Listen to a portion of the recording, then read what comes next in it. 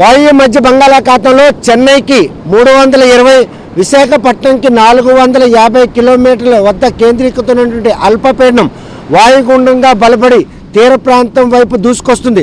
మరో 48 గంటల్లో విస్తారంగా వర్షాలు కోస్తా ఆంధ్రాతో పాటు ఈశాన్య జిల్లాలో ఉంటుందని ఐఎండీ ఇప్పటికే సూచనలు జారీ చేసింది.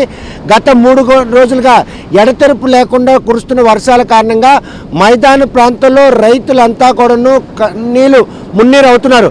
చేతికి అందొచ్చిన పంటను అమ్ముకునే పరిస్థితి లేక, పొలాల్లో ఉన్న పంటను పరిరక్షించుకోలేక రైతులు అల్లాడుతుంటే, తీర ప్రాంతంలో మత్స్యకారులు మాత్రం 4 రోజులుగా వేటకు వెళ్ళక ఇళ్లకే పరిమితం అవుతున్నారు. ఇటు చూస్తే ప్రస్తుతం ఈ వాయుగుండం ప్రభావం మాత్రం చిక్కోలు తీరంలో స్పష్టంగా కనిపిస్తుంది. ఎందుకంటే ఎగసిపడుతున్నటువంటి ఈ అలలు, అదేవిధంగా గాలులు తీవ్రత పెరగడం, ఈ పరిణామాలన్నీ కూడా మరో 24 నుండి 48 గంటల్లో తీరం వైపు ఒక పెనుముప్పు దూసుకొస్తుందనే సంకేతాలు మాత్రం స్పష్టంగా కనిపిస్తాయి.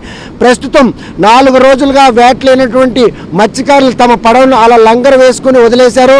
దీని తీవ్రత కనుక పెరిగినట్టయితే ఆ పడవలన్నీ కూడా ఈరోజు పూర్తిగా ధ్వంసమయ్యే పరిస్థితి ఉంటుంది.